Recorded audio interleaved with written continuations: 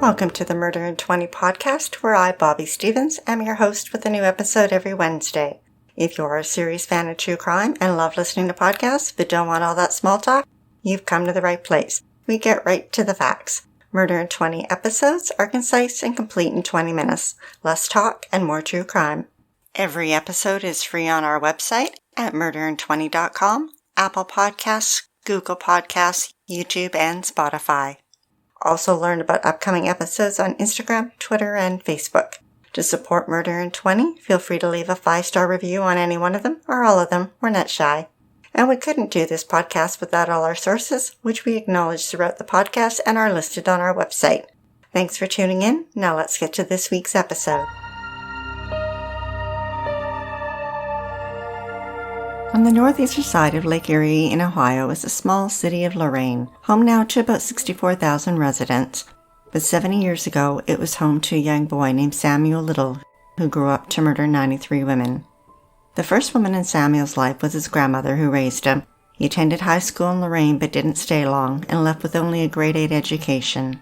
By the time Samuel was 16, he was arrested for burglary and did time in a youth center.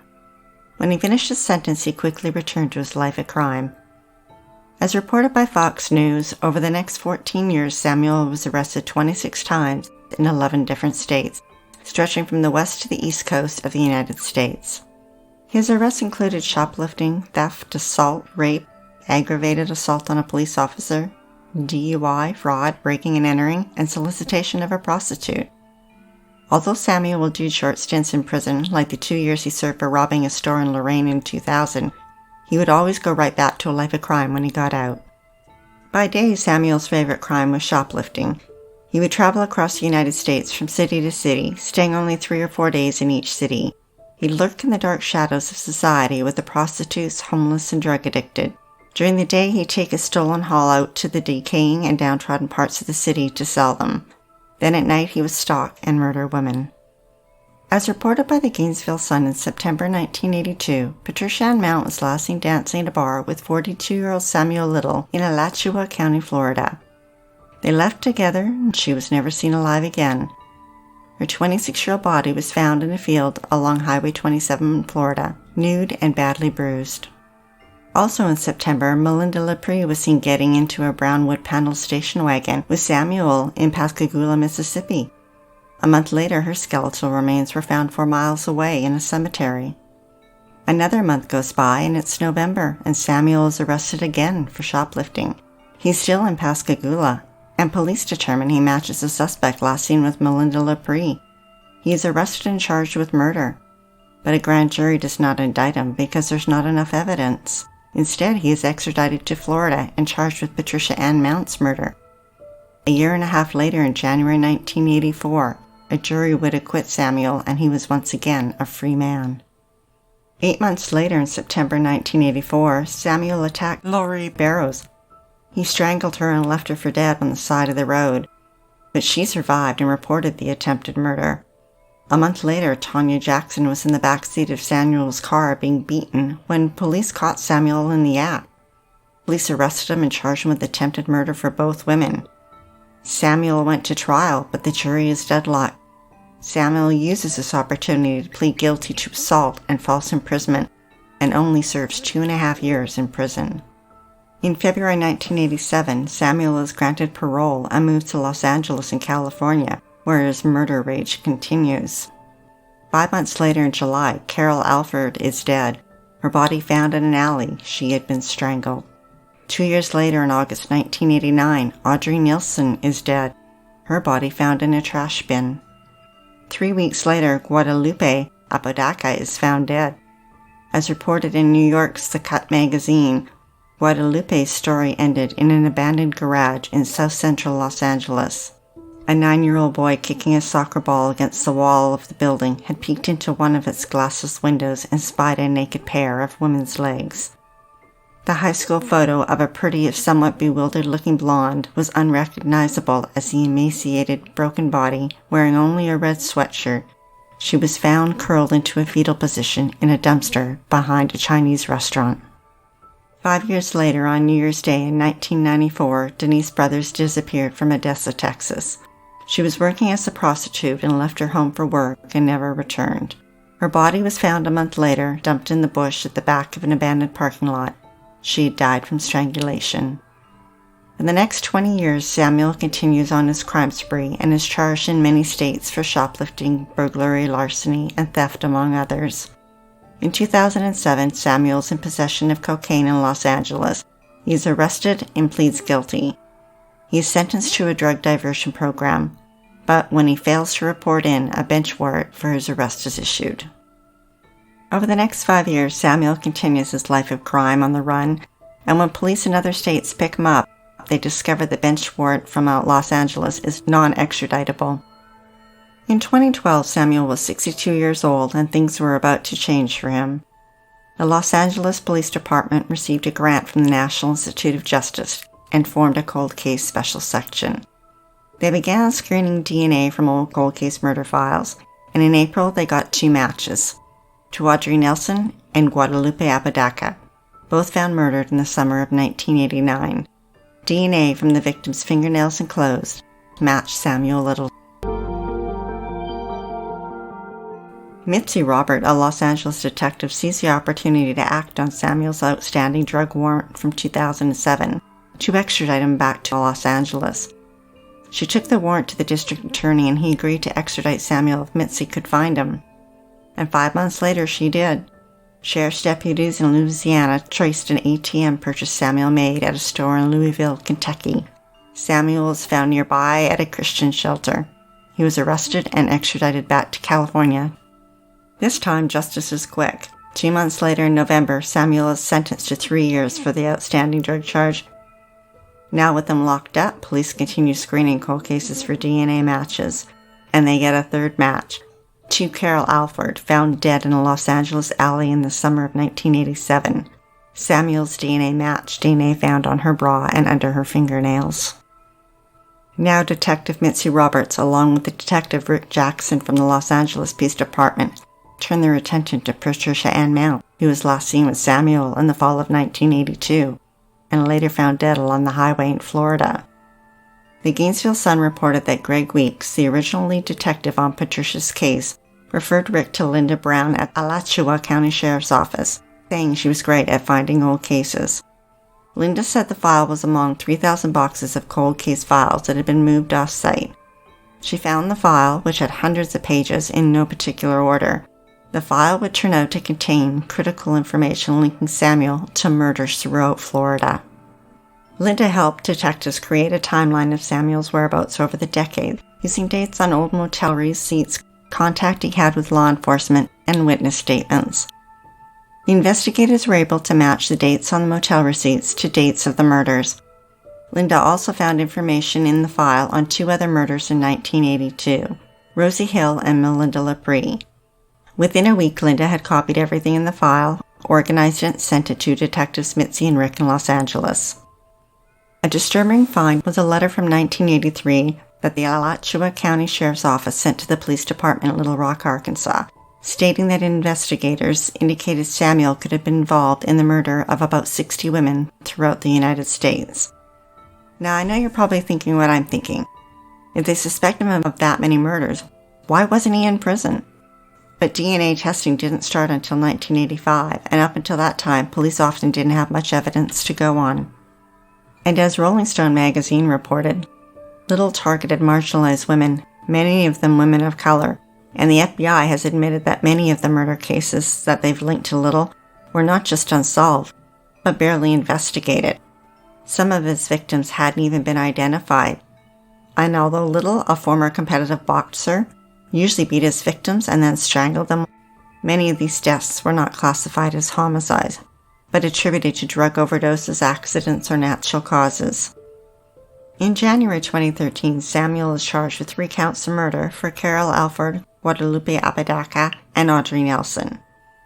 Throughout the trial, he declared he was innocent, but this time prosecutors had DNA evidence along with witness statements, and Samuel was found guilty of all 3 murders in 2014 and sentenced to 3 consecutive life sentences with no possibility of parole. Meanwhile, the FBI had gotten involved, and through their Violent Criminal Apprehension Program known as VICAP, They were putting together a report on Samuel Little. They were looking for links between unsolved murders across the United States and Samuel's travels. One case stood out in Odessa, Texas from 1994. The murder of Denise Brothers, very similar to the three Samuel had just been convicted of. FBI investigator Christina Palazzola with Angela Williamson from the Department of Justice were joined by Texas Ranger James Holland, and the three flew to California to talk to Samuel. By this time he was in poor health and unhappy with his prison location. He agreed to talk to them if they would arrange to transfer him to another prison. He was moved and he began talking. 60 Minutes produced a documentary that aired on CBS in October 2019. It included an interview with Texas Ranger James Holland, who would be credited with getting Samuel Little to confess to 93 murders in 19 states from 1970 to 2005. The documentary states that no one would have known the scale of Little's crimes if not for a Texas Ranger who had a hunch. Little had never confessed to anyone about anything. But over the course of 700 hours of interviews, Ranger James Holland coaxed the 79-year-old into revealing his life's work. James had never heard of Samuel Little, but he was a skilled interviewer and took an interest in Samuel's case, particularly the possibility that he was linked to the Texas cold case murder of Denise Brothers in 1994. James was very used to dealing with cases with very little evidence and no DNA. A quote from the documentary describes James as a swagger that would make John Wayne envious. Texas Ranger James Holland arrived this summer at the California State Prison. He was escorted to the interview room for another round with Samuel Little, the killer who went undetected for nearly half a century. During the 700 hours James spent interviewing Samuel, he told 60 Minutes' Sharon Alfonsi that to get him to talk, he avoided things like remorse and closure for the family. A quote from James states, Samuel vented in the interview room for 30 minutes that he had been wrongly depicted as a rapist. And there was no doubt in my mind that Samuel Little was not a rapist, but I told him he knew it and I knew it, that he was a killer. And he stops and he kind of looks at me for a second, and he didn't seem to mind it. And then you could see it in his eyes as he's looking away, and he follows me back as I say the word killer. And that appealed to him. That's how he defines himself. James asked Samuel, where did you kill the most? And Samuel replied, Miami and Los Angeles. James went on to say, Samuel was a cunning killer who sized up his victims and his surroundings. First thing I picked up on was how wicked smart he was, like genius. His photographic memory, his memory for details. For example, Samuel remembered unusual arches close to the spot where he killed a woman outside of Miami. Sure enough, when Miami detectives investigated, they saw the arches. Little had strangled Miriam Chapman near those arches in 1976. James asked Samuel, tell me about North Little Rock. Tell me what that girl looked like. Samuel said, had buck teeth, had a gap between her teeth. James noticed Samuel grows disturbingly animated as he describes how he strangles his victims. Samuel continues, she was fighting for her life, and I'm fighting for my pleasure. A little skinny black girl, real friendly. She was laughing while I was killing her. In the interview, James said, with Sammy, there's indications of visualization of when he's thinking about a crime scene, he just starts stroking his face, and as he's starting to picture a victim, you'll see him look out and up, and you can tell he has this revolving carousel of victims, and it's just spinning, and he's waiting for it to stop at the one that he wants to talk about. Investigators had discovered that Samuel liked to sketch, so Ranger Holland gave him art supplies, wondering if he might be able to use his remarkable memory to draw his victims, and Samuel began to draw. Interviewer Sharon Alfonsi asked him, is there one that you looked at and you knew right away? Oh, that's so-and-so? And James answered, there's a lot of them. She asks how many Samuel has sketched, and he replies, around 50.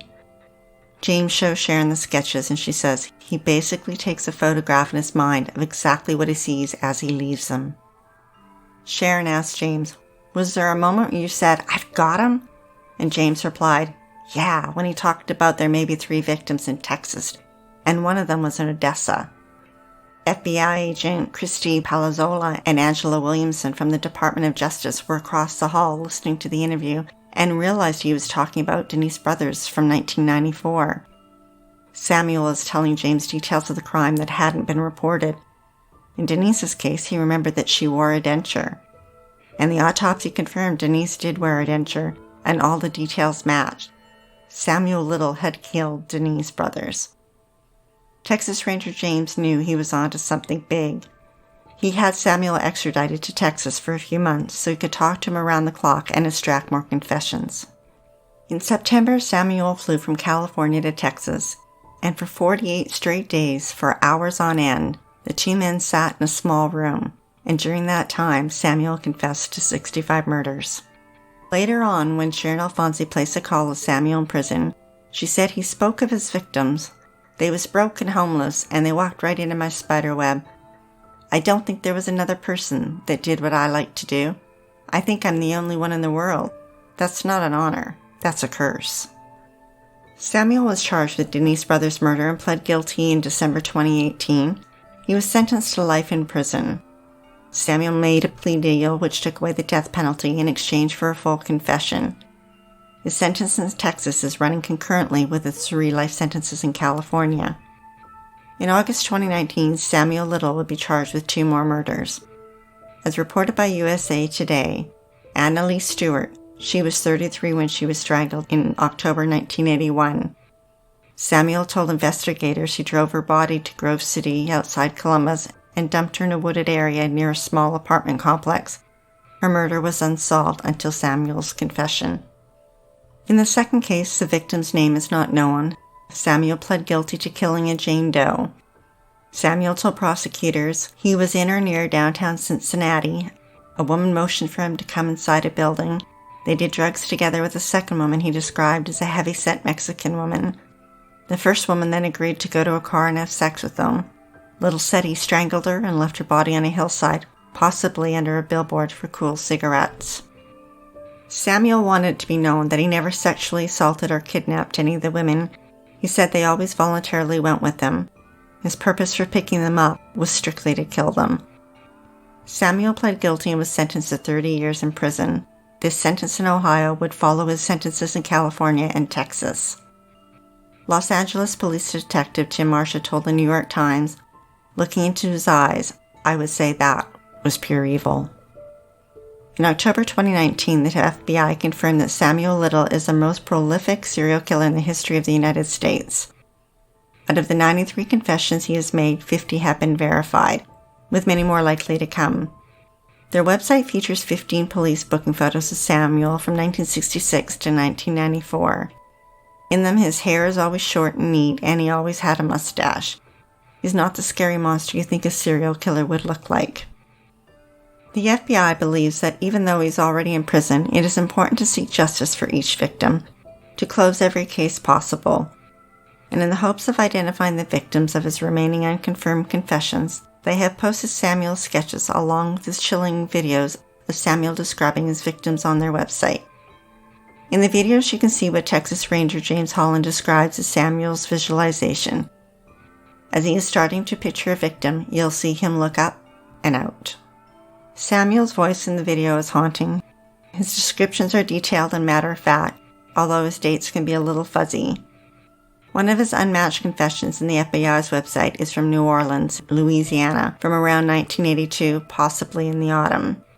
In that little states, he met a black female and described her as 30 to 40 years old, 5'8 to 5'9", weighing 160 pounds, with honey-colored brown skin and medium-length straight hair.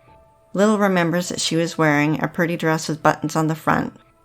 Little said they met in a club where she was attending a birthday party with a group of friends and one of her 2 sisters. Little left with the woman in his vehicle, a Lincoln Continental Mark III. The woman told Little that she lived with her mother, who was sick and possibly an invalid. The woman also gave Little keys to her house. Little drove the woman to the Little Woods exit off I-10, where he turned down a dirt road along a canal that was being dredged. They exited his car, then Little pulled the woman towards the canal, where he killed her and left her body. Afterwards, Little drove back to the motel where he was staying in Pascagoula, Mississippi. In reading Samuel's confessions, I observed a common thread, that he seemed to recall a little about each of his victims' families, which indicates that at some point after he met them, he had a way of making them feel comfortable enough to share details of their private lives. That is, until he turned on them in a flash, and executed his plan for murder.